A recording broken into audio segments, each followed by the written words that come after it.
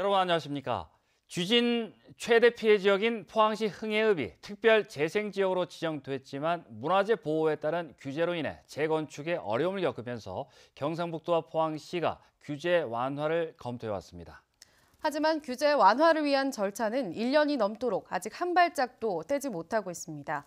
재난 앞에서도 경상북도와 포항시가 탁상 행정으로 업무를 협의도 하지 않고 서로 미룬 탓입니다. 장성훈 기자입니다.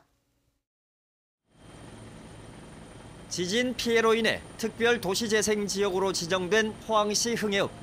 주민들은 올해부터 아파트 등 주택과 상가를 새로 짓고 경기가 살아날 것으로 기대했지만 나아진 건 전혀 없습니다.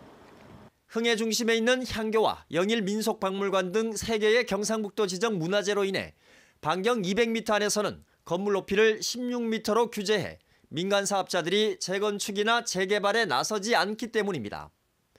부서진 주택과 상가도 매매 없이 꽁꽁 묶여있긴 마찬가지입니다. 이런 상황을 우려한 주민들은 1년 전 이철우 도지사를 만나 규제 완화 검토를 건의해 긍정적인 답변을 받았고 1년이 지난 지금쯤은 규제 완화 조치가 마무리됐을 것으로 믿었습니다. 당장 올 봄부터 도시재생 사업을 한다고 하는데 문화재 규제 완화 부분이 이게 반드시 완화되어야만 도시재생하는 데 있어서 좀 원활하게. 하지만 실제 규제 완화 조치는 첫 발도 떼지 못하고 있는 걸로 확인됐습니다.